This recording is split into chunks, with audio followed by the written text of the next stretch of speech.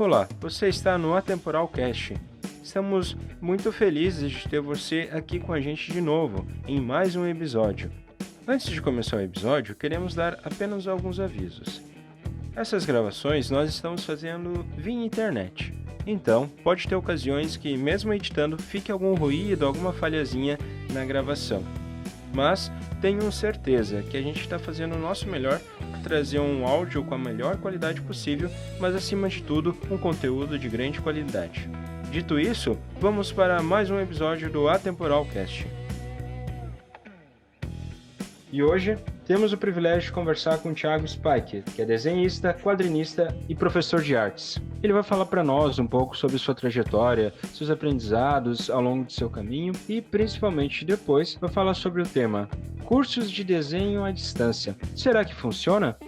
Thiago, ficamos muito felizes de ter você aqui com a gente no Atemporal Cast. Obrigado por ter tirado esse tempinho para conversar com a gente. Olá a todos aí do Atemporal Cast, muito prazer em conhecê-los, assim como o Ariel já me apresentou, né? Meu nome é Thiago Spygert, desenhista, quadrinista, professor de artes, dou aula já há mais de 10 anos, já dei aula presencial, online, tudo quanto é idade, para tudo quanto é público, já dei aula pra gente, sabe, rica, pobre, né? Eu tenho uma experiência razoável nisso aí, né? E agradeço aí o Ariel pelo convite, mais uma vez, né? Que teve uma outra oportunidade também, que a gente pôde, né, fazer uma parceria junto aí também, a convite dele. E tô aqui hoje, né, para falar um pouquinho sobre minha experiência e principalmente desse tema que é bastante atual, né, que o ensino à distância, o EAD, ele renasceu com tudo. Eu acho que tá num momento bem em alta, de todas as áreas, de tudo quanto é assunto, e eu acho que tem muita coisa aí de prós e contras que a gente pode conversar. E nessa parte do desenho, principalmente, fica essa dúvida, porque o desenho é uma coisa muito do fazer, né, não é uma coisa tão unilateral, unicamente de você passar uma informação, né, e a pessoa só seguir aquilo e pronto. Tem muito do ela fazer, dessa troca com o professor e como é que fica no online. Será que isso dá? Funciona, não funciona? Então, tudo isso aí a gente vai conversar hoje aqui. Então, Thiago, para a gente poder começar aí, conta primeiro como é que foi a tua trajetória ao longo desse tempo. O que eu sempre quis fazer, sempre foi desenhar quadrinhos. Esse era meu objetivo principal, ainda é até hoje, né? Fazer quadrinhos. E fazer no sentido de desenhar, escrever, ser autor mesmo. Né? Não era apenas trabalhar com alguma coisa próxima. Eu queria fazer minhas histórias, desenhar e tudo mais, né? E aí eu me deparei com aquela descoberta de que isso que eu queria era simplesmente a coisa mais difícil que alguém poderia querer nessa área, né? Que é justamente essa autonomia independente e conseguir cativar o mínimo de público, conseguir sair do anonimato com o trabalho que você faz, né? A jornada ia ser longa, o negócio ia ser difícil, né? E por aí a coisa ia. Eu comecei a publicar quadrinhos de forma independente em 2003, né, naqueles eventos de mangá, que era o que tinha na época. Em paralelo, eu estava terminando a faculdade, eu sou formado em design gráfico no Mackenzie. Fui pro mercado, trabalhei um pouco com publicidade, trabalhei com mercado editorial também, como prestador de serviços, atendi bastante cliente, sempre dei aula e a parte dos quadrinhos sempre foi uma atividade paralela, né?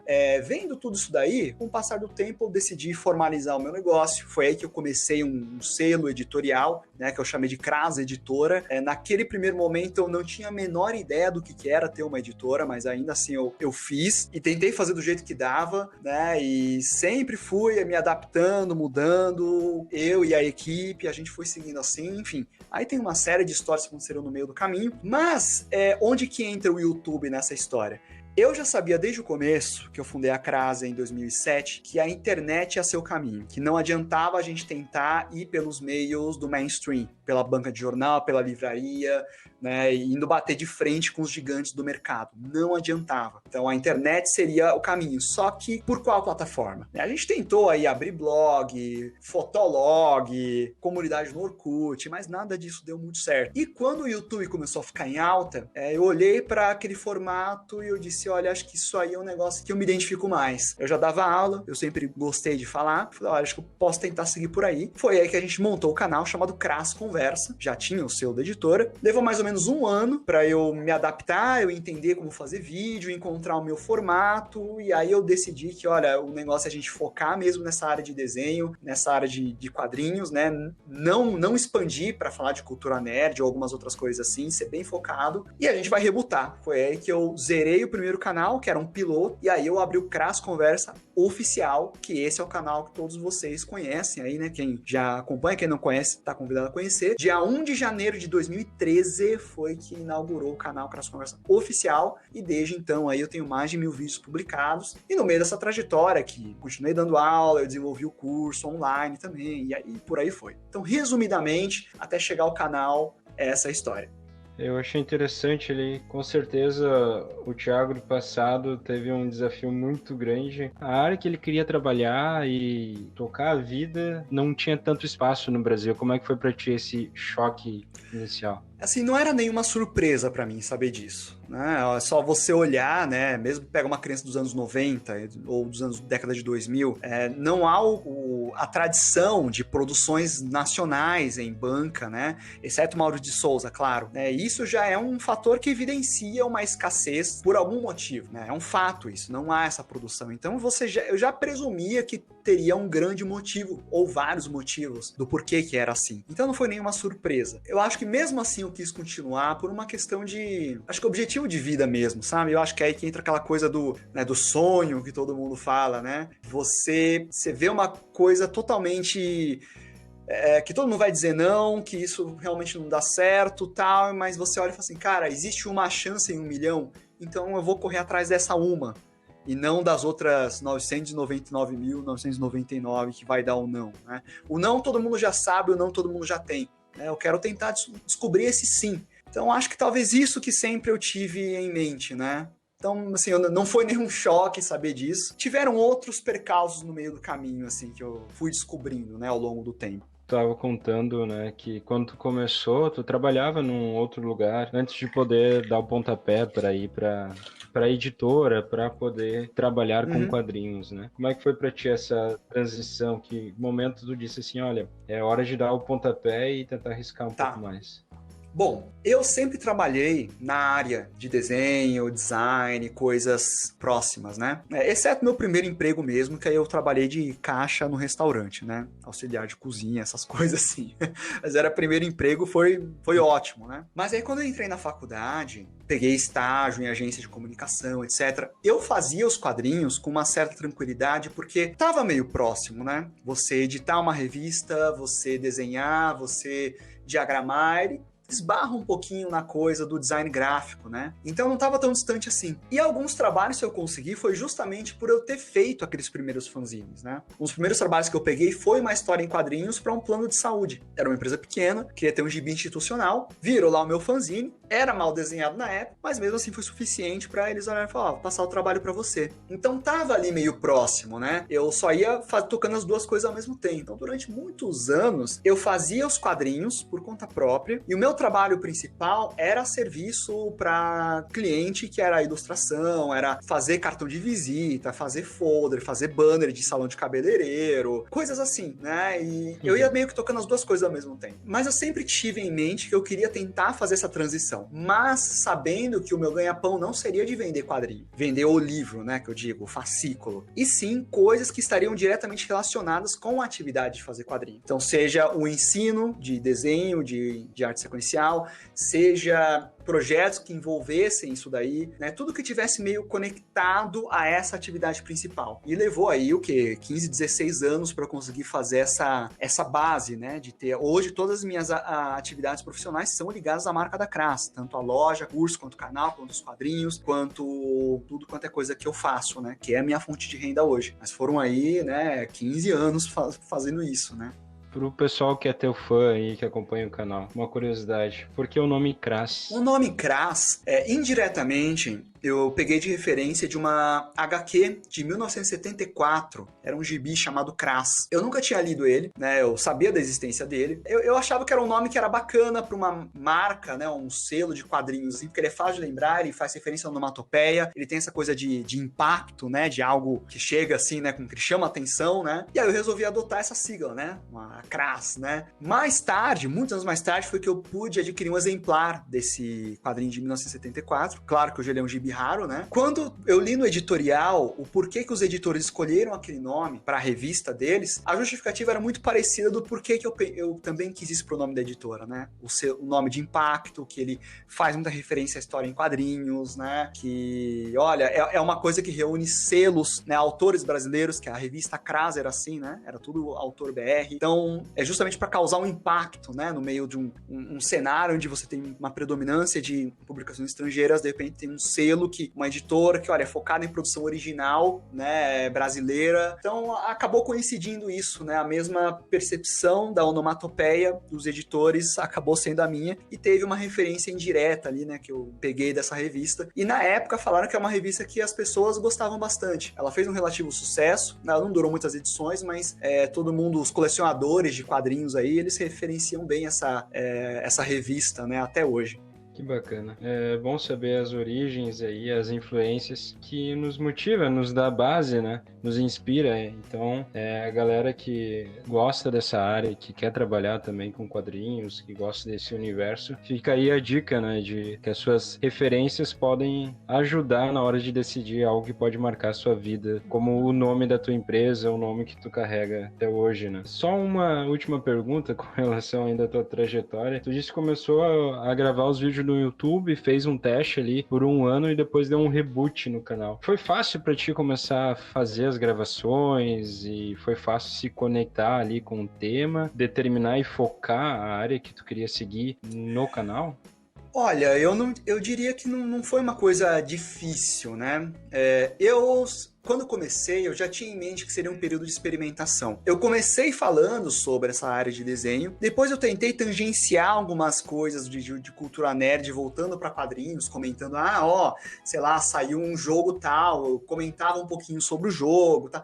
Era uma coisa que não tinha foco nenhum, não tinha estrutura nenhuma, mas também assim, eu não variava ao ponto de, no outro vídeo eu tô falando sobre como fazer um bolo de chocolate, né? Não chegava a esse contraste, mas não era tão só fechado em desenho e quadrinhos, né? E aquela época era uma época que o YouTube ainda tava ficando popular, mas não era da forma como é hoje, né? Naquela época as pessoas que assistiam o YouTube, eles conversavam com a gente. E muita gente que vinha assistir, eles falavam, olha, gostei muito do que você falou nas partes de desenho, mas eu achei que os outros vídeos que você tá fazendo estão meio destoados, né? Só você ver até as próprias visualizações, até os comentários, os vídeos que você coloca, instruções, essas coisas são muito mais interessantes do que esses outros que você tá trazendo assuntos que já tem mais gente falando, né? Então era uma época que as pessoas realmente conversavam mais assim, né? Não tinha canal de treta, não tinha nada disso naquela época. Era uma época que as pessoas estavam descobrindo canais legais. Levando em conta isso, eu falei, eu acho que realmente é mais frutífero a gente focar no assunto, revelar mais esses bastidores, essa trajetória dessa vida de desenhista, de fazer quadrinhos e tudo mais. Então,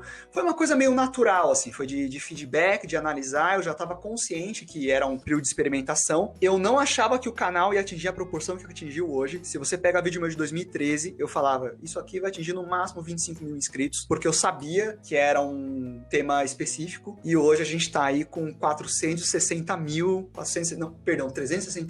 seguidores, que é muito mais, 367 mil seguidores, né? Só pra ser mais preciso, que é muito mais do que o 25 que eu tinha dito no começo, né? Então isso foi uma surpresa muito grande descobrir tanta gente interessada no assunto que eu trago aqui. Eu acho que para um canal que trata de tema específico, ele tem uma visualização bastante alta, sim. E eu acho que o que te ajudou, principalmente, é esse fato de que tu aceitou os feedbacks, né? Aceitou ouvir o teu público, aceitou que o que eles estavam dizendo valia a pena escutar, né? Isso te permitiu corrigir o passo e achar o foco, né?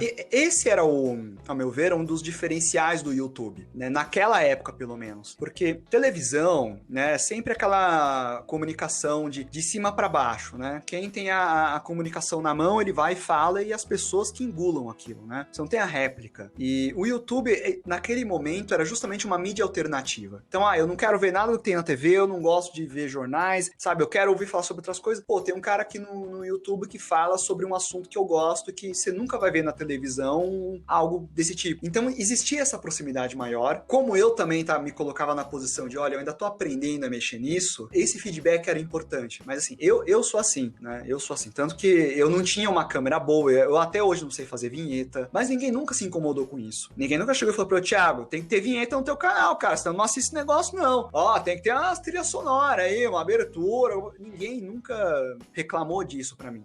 No máximo, ó, se você tiver como pegar um aparelho de som pra captar melhor sua voz, ou, né, a resolução do vídeo, coloca 60p, no máximo isso daí, mas esse tipo de coisa, que até hoje eu não tenho, o pessoal nunca se importou. O pessoal, quando dava esses feedbacks, era mais realmente pelo conteúdo. Então, eu sempre tentei ponderar isso, sabe? Sempre fui muito aberto a comentários assim, né?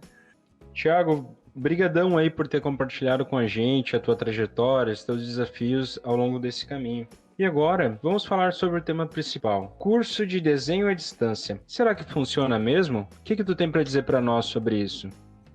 O EAD, EAD, quem não sabe, é ensino à distância, ele não é novidade, né? Sempre existiu, desde a época do meu pai já existia isso aí. Quem lembra do Gibi da Mônica, lá, o Instituto Universal Brasileiro, acho que até hoje existe esse negócio, né? Era curso por correspondência, a pessoa recebia apostila, exercícios, aí mandava via correio, né? Hoje com a internet isso foi potencializado. Eu lembro que tinha CD-ROM de curso de inglês também, né? Com a internet hoje você tem um outro sistema, com a ascensão dos meios de comunicação, hoje todo mundo tem um celular, todo mundo consegue se filmar, todo mundo consegue gravar um vídeo, tudo isso facilitou bastante para que as pessoas comuns conseguissem fazer um vídeo, uma aula gravada, algo assim, né? Você pensa que antigamente você queria fazer filmagem, você tinha que comprar a câmera era caro, né? Aquelas câmeras com fita, que você encaixava fita, bobina, para reproduzir, para editar aquilo, né? Tinha que contratar um estúdio para fazer. Hoje você baixa programa, deve ter programa gratuito que faz isso. Então tudo isso proporcionou aí um novo momento do EAD que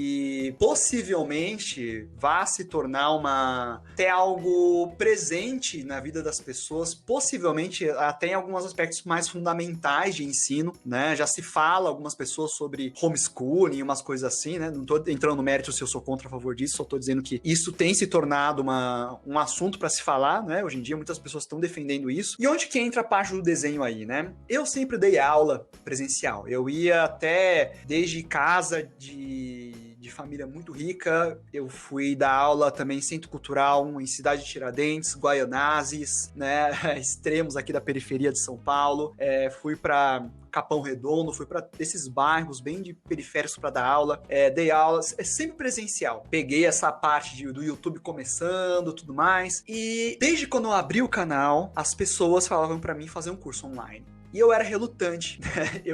É até engraçado. Tá nos vídeos antigos lá, né? Inclusive nem apaguei, porque ó, olha como é que também eu vou mudando, sabe? Eu tinha uma ideia e eu mudei de opinião. Eu era relutante, falei assim, ó, será que funciona mesmo isso aí? Né? Porque no curso presencial, eu sinto o aluno, eu consigo ver ele desenhando na minha frente, eu consigo ver o que ele tá fazendo, eu acompanho ele de perto. Ainda quando é um curso mais teórico, que você explica a teoria, tá? O aluno assiste, né? Essa coisa assim, ainda dá. Mas desenho aqui é uma coisa mais prática, para ver o que o aluno está fazendo. Eu não consigo ver isso online, né? Vou fazer o quê? Criar uma sala, o aluno vai ficar com a câmera em cima do desenho, como é que fica, né? Então eu era bem relutante com relação a isso. Isso durou bons anos. Chegaram a me convidar uma época, eu recusei os convites, porque eu seguia sempre no presencial. Foi só em 2017 que eu conheci o Francis de Cristo, que ele tem um canal chamado Evolução Diária, e ele tem um curso. Esse cara é muito bom, quem não conhece o trabalho do Francis precisa conhecer, ele é um cara muito bom mesmo, baita desenhista. E ele já tinha o curso, e eu via como ele tocava as coisas e tal, e aí, né, tendo a oportunidade, conversei com ele, né? Falei, Francis, conta pra mim aí, como é que você lida, né, com os alunos, com essa coisa da distância, feedback e tal, e numa conversa, assim, que eu tive com ele, foi até meio rápida, ele me falou os pontos bons de você fazer um curso online. Né, o Daniel HDR também chegou a fazer uns cursos curtos online. Eu perguntei para ele também falou os pontos positivos. E aí eu percebi o quê? Que eu tava olhando muito só pro que perdia do online e não tava olhando os pontos positivos, o que você conseguia no online e que você não consegue no presencial. Então eu olhei e falei, pô, peraí, né? Não é que eu tô querendo fazer a mesma coisa do presencial no online. Eu tô num suporte diferente, eu tô numa mecânica diferente. Então ele vai ter vantagens, mas ele tem perdas também, como tudo na vida. Você tem prós e contras. Então, em vez de eu ficar muito apegado só ao que não tem no online, justamente por uma condição geográfica, né, aí de espaço, vamos pensar nos ganhos, né? No curso online, eu posso disponibilizar um material para um aluno que está lá no Japão, está lá na Alemanha, ou que mesmo mora no interior da região norte do Brasil. Ou às vezes é um aluno que ele trabalha o dia inteiro, ele só tem horário para fazer aula aos domingos, ou de repente 10 horas da noite, ou 9 da noite. Que escola presencial vai ter aula a essa hora? Nem faculdade. Tem várias pessoas que queriam fazer faculdade e não conseguiam por causa do trabalho, né? A aula à noite começava às 6 horas, ele saía às 6 horas em ponto do serviço, não deixavam ele sair mais cedo para estudar. Conheci várias pessoas nessa condição. A pessoa ficava super chateada, ele queria estudar, sabia que isso era importante para a carreira dele, para a vida dele, e não conseguia, porque tinha que manter o trabalho, porque tem conta para pagar, né? Então o online acabou mostrando-se uma alternativa para casos como esse, e eu sei que não são poucas pessoas que vivem nessa condição. Então, o que eu fiz? Eu sentei, comecei a pensar num formato que fosse viável desse método, né? Uma empresa de startup, de marketing, de cursos nessa parte de ensino, entrou em contato comigo também, a gente conversou, fechamos negócio, são meus parceiros aí no curso do comodesenhar.net, que é o meu curso online, e eles também falaram, né, de outros profissionais, outros parceiros deles, como que eles lidam com o curso, porque você tem curso de guitarra, curso de flauta, curso de teclado, curso de bonsai, curso de maquiagem, né? Como que o pessoal tem feito, geralmente, na parte didática para adaptar e usar o formato, e realmente é uma coisa de você trabalhar as vantagens. Tem coisa que o aluno fala, olha, eu sinto falta de um atendimento mais individualizado, de alguém para estar aqui do meu lado. Isso realmente não tem o que fazer, amigo, porque ele mora lá no interior do Rio Grande do Sul. Como é que eu vou estar do seu lado? A não ser que eu viaje até aí. Então, infelizmente, não tem. Mas, olha, em vez de pensar nisso, do que não tem como eu estar aí do seu lado, se não fosse essa plataforma, esse formato, você nem teria acesso a qualquer curso, né? Então, você está tendo acesso a um método de ensino que ele é diferente, né? Então, eu acho que o que está acontecendo com essa coisa do EAD é necessário explorar as potencialidades do novo formato, da plataforma e do que a distância, a internet possibilita, que o curso presencial não possibilita, né? Essa coisa do horário, essa coisa de você ter mais alunos. Numa sala de aula, por exemplo, de desenho, não dá para ter mais do que 15, 20 alunos, porque você não dá conta de você ver tudo. Agora, num ambiente online, como você tem essa coisa mais dinâmica, dá para, de repente, 100 alunos estarem assistindo a mesma aula. E o ritmo de avaliar os exercícios é conforme eles forem mandando coisas. Eu não tenho que estar lá naquelas 2 horas, 3 horas, o aluno tem que entregar aquilo. Então, você tem coisas diferentes, né? Então, eu acho que é tudo uma questão de você ter essa adaptação e você tem vantagens e desvantagens. Eu acho que esse que é o ponto. Então, eu acho, né, a meu ver, que é possível, sim, é possível, tanto que está acontecendo. Muitas pessoas estão aprendendo desenho. Tem gente que fala, não, eu prefiro o presencial, e vai presencial, a escola presencial não deixa de existir por causa disso. Mas, ao mesmo tempo, grandes escolas de arte também estão se adaptando ao formato online. Veja a Pan-Americana, a Abra também está fazendo curso online, né? Não só pelo formato ter ali o seu diferencial, mas também por uma questão de adaptação de mercado, porque hoje em dia é o que o pessoal consome, né? Então, é possível sim, mas você tem também consequências que acho que vão acontecer em médio e longo prazo, né? E aí que a gente tem que pensar com cuidado, e aí que são outros pontos que eu levantaria aí, né? Isso que tu falou, né, de analisar os prós e os contras, né? Contras são esses aí, que desafios tu já enfrentou até o momento aí na trajetória online? Eu diria assim, né? O que tem acontecido, que são relatos dos próprios alunos ou pessoas que assistem o canal, né? É que assim, legal, você tem hoje uma facilidade muito grande para encontrar curso, encontrar informação, ou mesmo livro online, e-book de desenho, né? Só que agora você tem o oposto do cenário de 30 anos atrás, que você tinha uma escassez desse tipo de conteúdo. Hoje você tem um excesso, é muita informação e as pessoas ficam confusas sobre quais dessas informações são valiosas. Porque assim, como você tem aí um mercado bastante livre, né, nesse sentido. Por exemplo, qualquer um que está escutando isso aqui, pode ali abrir uma conta na Hotmart ou na Udemy, montar o seu curso e botar lá, né? Ninguém vai ser juiz para chegar lá e dizer que seu curso presta ou não presta. Você tem essa coisa de sistema de avaliações. Como é que as pessoas vão saber qual curso é bom e qual que não é? Então tá tendo um excesso de oferta. Pessoas que às vezes não têm experiência em dar aula e estão fazendo curso e vendendo um curso que não é bom, né? Então, são alguns aspectos que o pessoal tem me trazido para eu, né, debater a esse respeito, né? Aí vale aquela mesma consideração sempre.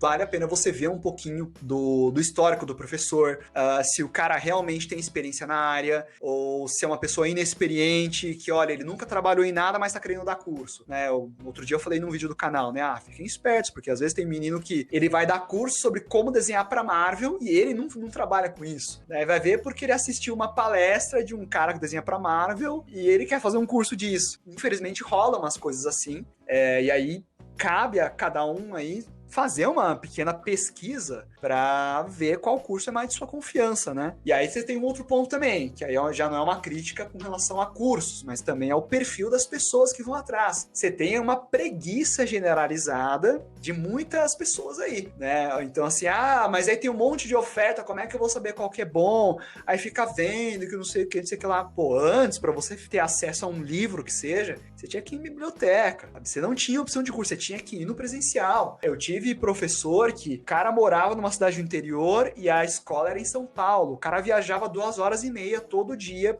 só para fazer aula e 2h30 para voltar para casa. Hoje em dia, com curso online, você não faz isso. Você ganhou 5 horas do seu dia, né? Que você podia estar produzindo tal. Antes o cara tava viajando só para poder ter aula. E aí você vê a galera ficando preguiçosa, né? De pesquisar, de ver, né, outras informações. Então você tá criando também, ao mesmo tempo, uma sociedade, né? Uma geração de pessoas que a concepção de senso comum deles é que tudo é fácil, né? Se eu quero uma coisa, eu boto no Google e já encontro. Se eu não sei o que é tal coisa, eu escrevo ali, já tá pronto, já me fala, né? Ele não vai perder tempo pesquisando, ele não vai perder tempo olhando alguma coisa, ele não sabe o que é você ter que viajar 1h30 para fazer um curso, porque você só tem essa oportunidade, depois você não vai ter mais, né? Quantos aí se deram já o trabalho de ficar 1h30 pesquisando sobre algum assunto, né?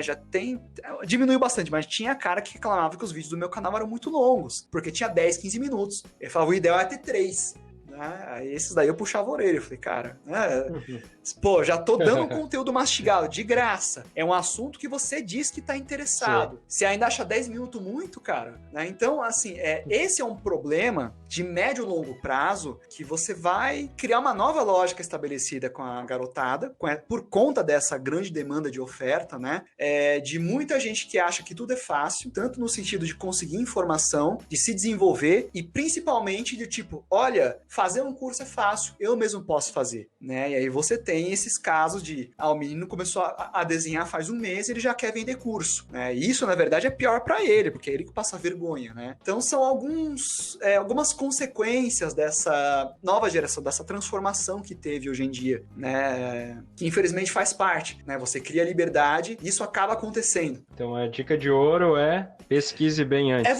Exatamente, você não ser preguiçoso, né? Você tem acesso a muita informação hoje. Você pode ter muita gente ruim fazendo alguma coisa, mas tem gente boa nesse meio. Tem colegas meus fazendo curso online que eles são excelentes, né? Então é tudo uma questão de você ter um pouquinho de paciência e você ver se realmente aquilo que o cara tá oferecendo é o que você quer e se esse cara ele tem gabarito, né, pra ensinar. Então, o marketing, ele tá agora retomando um conceito chamado prova social, justamente pelo excesso de oferta em todas as áreas, né? Então, o que é a prova social? Justamente você ver o currículo da pessoa. O que esse cara fez? Ele tem experiência naquilo que ele propõe a ensinar? Tem todo esse ponto, né? Então, aí você tem uma nova seleção natural no mercado. Quem vai sobrevivendo é quem realmente tem gabarito para se manter. Na minha área, que, por exemplo, de curso de desenho, tem agora influenciadores grandes que não são da área de desenho, que estão criando curso online de desenho, porque eu já tenho público que acompanha, então vou oferecer um curso de desenho. Pode ser que seja bom? Pode ser, não sei. né? Mas assim, o cara que fez o curso, ele não dá aula de desenho. O cara que fez o curso, ele não entende do assunto, né? É diferente você ver um curso montado, elaborado, idealizado por alguém que é um professor, ou que ele é um estudioso, ou que ele realmente trabalha na área, né? E ele quis montar um curso para mostrar a experiência dele. Então, você tem dimensões diferentes. Não estou dizendo que não funciona. Pode funcionar, mas são ofertas diferentes. Né? E aí eu acho que a própria seleção natural, o mercado, ele vai acabar regulando-se em si, né? Porque tem que ver o que as pessoas querem, né? Esse é um ponto bem polêmico, digamos assim, hoje em dia, né? Realmente tem o equilíbrio do pegar e validar, testar, que nem tu fez quando começou o canal, mas é diferente de tu estar em processo de aprendizado, tu pegar e passar para... Não, eu já sei, eu já domino, eu vou sair ensinando todo mundo porque eu sei de tudo, né? Então vai um pouco de humildade e também a questão da gente ter a consciência de que o que a gente ensina tem um poder muito grande. Pode tanto alavancar a vida de alguém como botar lá para baixo. Responsabilidade. Né?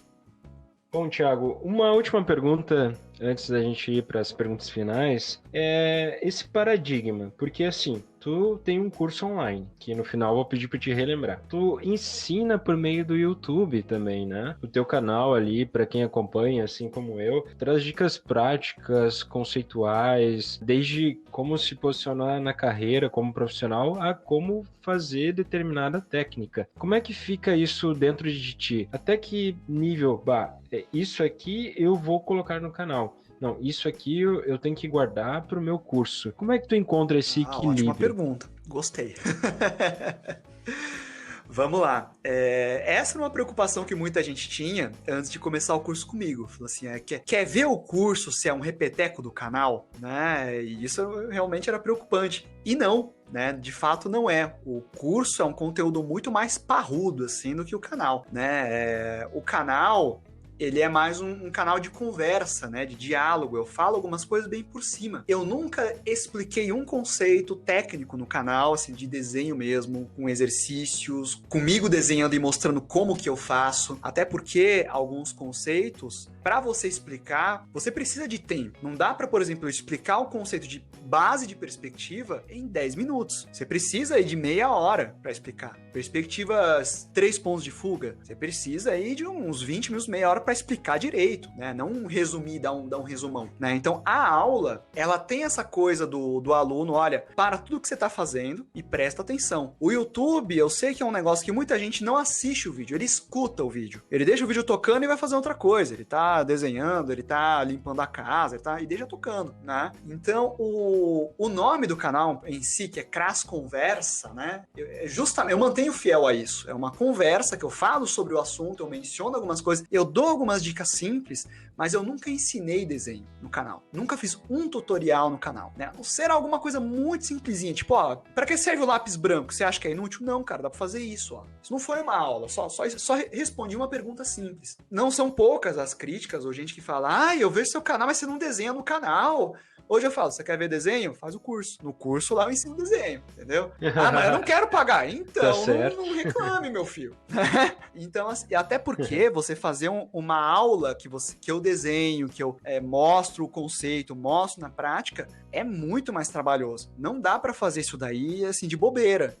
Ter todo esse trabalho pra deixar no YouTube. O YouTube hoje, ele é uma mídia que ela é vitrine e ela tem que ser cotidiana. Ela não é mais uma coisa tanto de você ter uma biblioteca ali de conteúdo. Já foi assim. Você não atualiza o seu canal constantemente, ele não é ranqueado, ele não é divulgado. Então você tem que estar toda semana, 2, 3, 4 vezes postando vídeo, né? Isso é ruim, porque cai a qualidade. Agora, o curso é um material mais estático, por isso que é uma coisa mais concentrada de conteúdo. Então, eu também considero que a pessoa que está vindo fazer o curso, ele não vai reclamar de duração da aula, né? Seria até incoerente, né? Ele tem que vir fazer aula e falar, não, vou ficar, que seja 20 minutos, meia hora sentado assistindo. É uma aula. É bem diferente o conteúdo que tem no curso do conteúdo do canal. Nesse sentido, eu sempre ponderei muito bem, eu realmente nunca coloquei nada assim que fosse uma aula no canal, assim. Então, quem estiver escutando esse podcast aqui e tinha essa dúvida, pode ter certeza que o conteúdo do curso ele é muito diferente do canal. Maravilha, é uma dúvida aí que com certeza alguns outros tinham. E também é um paradigma para os profissionais que usam o YouTube, né? Não como seu meio principal, mas como uma vitrine, que nem tu falou, como um dos meios para divulgar seu trabalho. Então, bacana isso que tu tenha compartilhado com a gente de forma bem transparente. Bom, Thiago, se encaminhando agora para as perguntas finais, que são para algumas pessoas muito polêmicas, mas vamos lá. Conta para nós, até o presente momento, qual foi assim o teu maior desafio? Olha, eu vou falar Uhum. dois. Um deles foi num momento quando eu tava pra começar a CRAS, que eu já tava fazendo quadrinhos há muito tempo, né? Há alguns anos, né? As únicas oportunidades que eu tinha de vendas era o evento. A área dos independentes, que hoje o pessoal chama de Artist Alley, tava em declínio, tava praticamente desaparecendo, e as pessoas passavam a 20 passos, 20 metros de distância da gente. Parecia que a gente tinha doença até. A gente era mal recebido por organizadores de eventos, a gente era mal tratado pelas pessoas. Era incômodo para elas a gente estar no evento, vendendo quadrinhos, tentando vender nosso próprio trabalho. E foi um dia em que eu realmente, sabe, foram várias vezes, chega uma hora que você tem aquele momento que você para, olha para tudo e fala, cara, eu quero entender por que isso tá acontecendo. Por que as pessoas nem olham para isso? Foi aquele momento que você tem você se olha no espelho, sabe? E você vê que você tá muito longe daquilo que você poderia estar alcançando, que você tá mais na estaca zero do que você imagina, então você esteja no nível menos 10 e não no zero. Aquele foi um dia que foi bem pesado, assim, para mim, né? Eu tinha acabado de voltar de um evento, eu, assim, bem cabisbaixo mesmo. É coisa que os artistas que começaram a expor depois da Comic Con não fazem ideia do que é, né? Do que é você ter evento de cultura pop e não ter área para independente. Você tem que mandar um e-mail pro diretor do evento perguntando se você pode participar, se ele pode ceder uma mesa de plástico para você em algum canto, né? Você chega na portaria do evento, os caras te tratam mal, eles não sabem o que é isso, né? Hoje eles reclamam porque não conseguiram uma mesa no maior evento do país, né? Falando que vai desistir por causa disso, né? Eu já tomei xingo de pessoas, hoje eles têm catarse, né? Eu vejo gente às vezes reclamando que, meu quadrinho só conseguiu 10 mil reais de arrecadação, eu precisava de 15 mil, são só 10 mil reais, né? Esse aí nunca correu atrás de um xerox, nunca contou moeda, tirando do bolso pra fazer quadrinhos, porque se não fosse assim, você não ia fazer. Você tem todo esse trabalho pra chegar no evento e ser maltratado, ser xingado, sabe? Então é uma coisa que a moçada de hoje não tem ideia do que foi você passar nessa época de 2003 pra 2007, que foi assim o declínio, assim, principalmente essa área do mangá, né? Foi uma década perdida, de 2003 pra 2013. Você pode ver, não teve nenhum nome que ganhou destaque brasileiro na área do mangá. Tava tendo na época da Holy Avenger, Erika Wano, Denise Akemi, mas de repente, né, parecia, aí teve a época do Cassaro também, parecia que ia vir ali mais desenhistas, né, com traço de mangá, de repente sumiu. Ninguém mais teve destaque, ninguém mais ouvia falar. É uma década que é um buraco na história aí, que eu sei o que aconteceu, eu ainda quero fazer um documentário disso, tô falando já há mais de um ano que eu quero fazer isso, mas foi uma década bem difícil, assim. Esse foi um. O outro grande desafio, Ariel, foi justamente quando surgiu a Comic Con aqui no Brasil, que eu já tinha a CRAS Editora. Eu era praticamente o único grupo que se manteve da década anterior para com essa transição. Eu já vinha apostando em eventos, pegando stand comercial, né? Não pegando mesinha, mas tentando migrar para a parte de lojas para ter uma apresentação mais profissional. E quando começou a Comic Con, eu peguei um stand baratinho, né? E em 2014, que foi a segunda Comic Con, eles tiraram todos os stands baratinhos e a área mínima era, assim, 15 metros quadrados e custava um preço que eu nunca tinha pago na minha vida. O preço do aluguel do stand da Comic Con de 2014 era exatamente todo o dinheiro que eu tinha. Todo o dinheiro que eu tinha. Bah. E eu caí no dilema. Eu tento pegar um stand ou não. E aí, assim, foi um momento de uma decisão muito difícil, porque tava todo mundo querendo fechar, eles tinham poucas vagas, você tinha empresas comprando, e eu falei, cara, é todo o meu dinheiro, né? Qual é a nossa estratégia? A CRAS, assim, a equipe, todo mundo olhando e falando, Thiago, você é o 01, cara, o que você decide aí, né? Você achar que a gente tem que ir pro Artist Alley, a gente tenta, mas não é garantido que a gente vai conseguir. E aí foi uma coisa, assim, que eu precisava decidir logo, tal, e aí eu caí, assim, no lema, né? Olha, a minha vida toda eu fiz isso aqui. Sempre pensando que, olha, quem dera um dia tem uma Comic Con no meu país, quem dera um dia tem um Comic Market no meu país. Né? Sempre com isso em mente. Nunca teve. Agora que finalmente surge uma Comic Con no meu país, eu não vou arriscar? Cheguei até aqui para não arriscar? Quando eu pensei nisso, eu peguei o telefone, liguei a equipe comercial da Comic Con e falei, eu vou fechar. Fechei, parcelou e não sei quantas vezes lá, e era todo o meu dinheiro, Ariel. Todo o meu dinheiro, literalmente. É aquela coisa de decisão, de empreender. Ou você dá um passo de cada vez, ou se você vai fazer, chega chutando a porta. Você nunca pode ficar em cima do muro. Se você fizer um mais ou menos, você cai. Ou chega chutando a porta, ou você vai bem devagar. Falei, já que eu arrisquei, é pra chegar chutando a porta. Eu quero fazer uma apresentação bonita. Eu quero ter, assim, produtos super legais. Vai ter um lançamento lá. Então, assim, eu fui atrás de tudo quanto é fornecedor de material artístico. Eu já tinha a loja de materiais nessa época. A gente programou lançamentos. E assim, eu dei cheque voador, falei para vocês, então você pode colocar a primeira parcela para cair em janeiro? Não, a gente coloca, tal, não sei o que, fiz compra de material, comprei bastante coisa. Ariel, foi uma coisa assim, do tipo, se não tivesse sido bom, se tivesse sido um fracasso aquele evento, em janeiro meu nome tava no Serasa. Tá? Eu ia perder todo o meu dinheiro. Tá? E só para você ter uma ideia, quando eu disse sim e eu fechei o stand, eu fiquei uma semana sem dormir. Porque eu sabia que se eu fracassasse, a Crasa ia acabar. Eu ia à falência, ia acabar tudo. E o resultado foi, a gente conseguiu, a gente não ficou rico, tá? Mas conseguiu pagar o stand, conseguiu tirar um lucro e fortaleceu a nossa marca de uma forma que a gente nunca imaginou que conseguiria. No ano de 2015, 2016, 2017, 2018, a gente estava com o stand de novo. Só 2019 que a gente não fez, porque aí o preço ficou inviável, assim, a um nível que não tinha como pagar, né? Nem editoras pequenas, médias, conseguiam pagar o preço que eles cobraram no ano passado, né?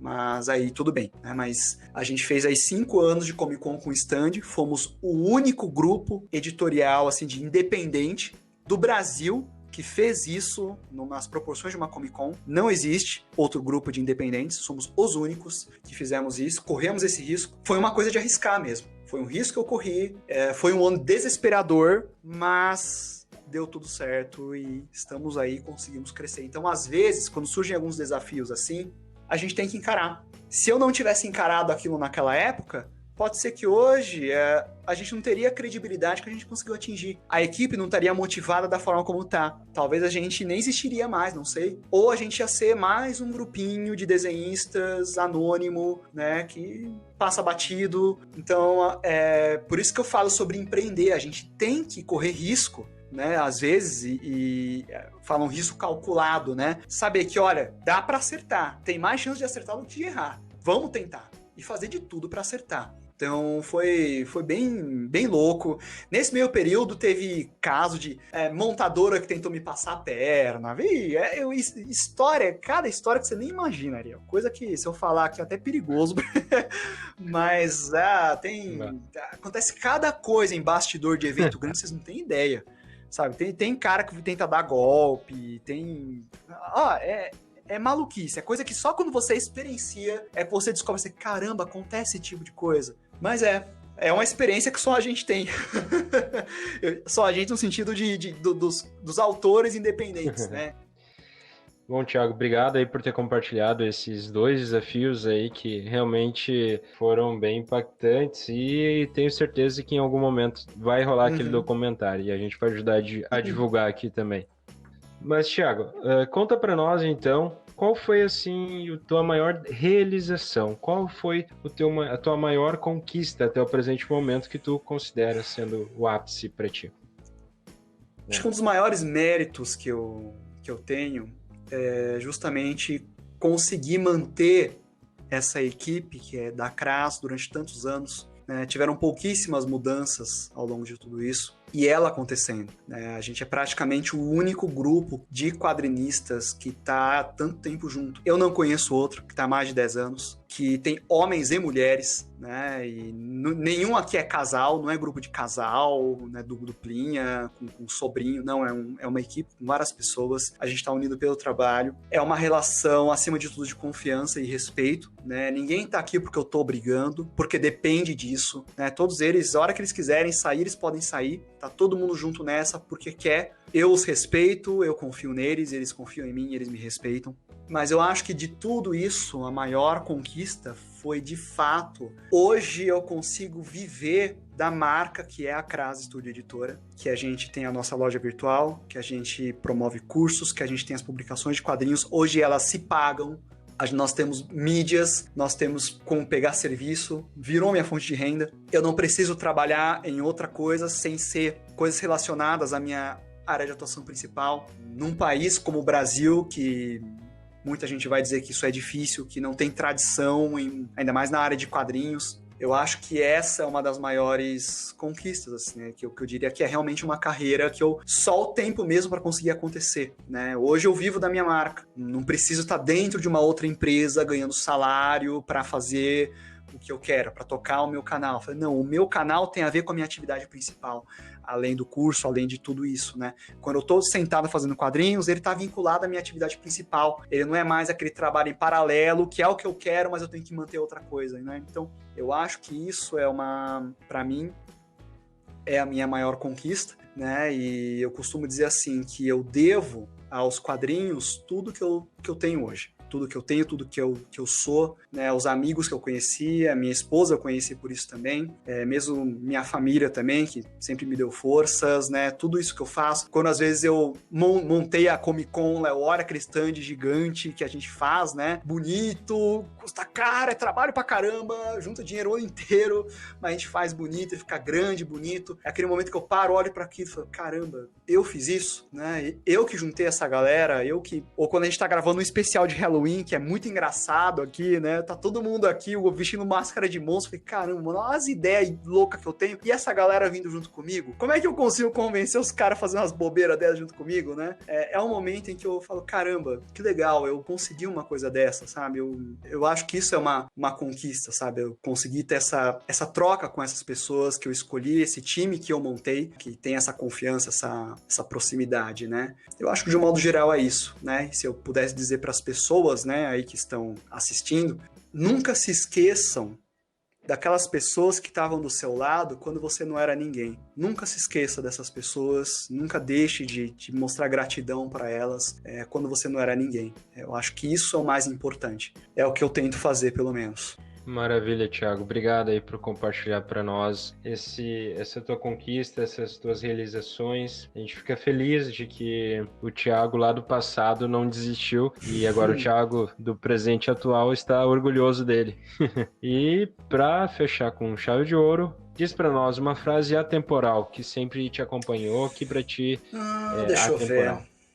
Olha, uma frase que eu sempre falei desde o começo do canal, tem muitas, né? Mas essa aqui que eu falo é assim: você querer ser alguma coisa não é nada além de uma ilusão, se isso não significar você querer se preparar para ser essa coisa.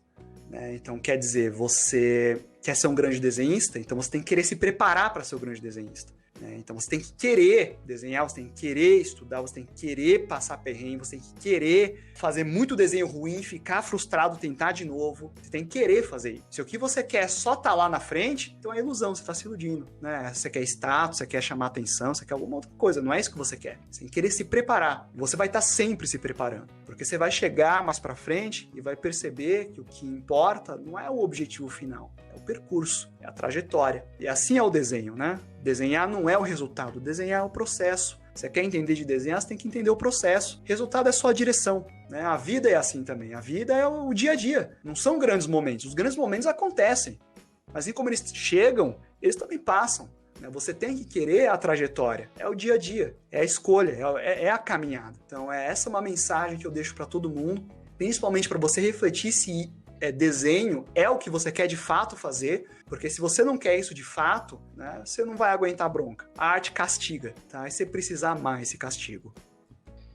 Maravilha, Thiago. E com certeza essa mensagem final serve para outras linhas de trabalho e de mercado, que realmente, né, não é apenas focar no objetivo sem lembrar que até o chegar no objetivo tem toda uma trajetória que a gente precisa percorrer. Tiago, a gente fica muito feliz de ter conversado aqui contigo, de tu ter tirado esse tempo para falar com nós, Eu que de ter gravado agradeço, esse Ariel. Um Atemporal abraço Cast. para todo Nosso mundo aí, muito obrigado. todo mundo da produção, todos os espectadores. Espero que vocês tenham gostado e acesse ali o meu canal do YouTube, Cras Conversa Oficial, loja editoracras.com.br. Tem o nosso podcast também, que é o Podcras. Está disponível no Spreaker e no Spotify. Temos também ali o nosso curso de desenho no comodesenhar.net.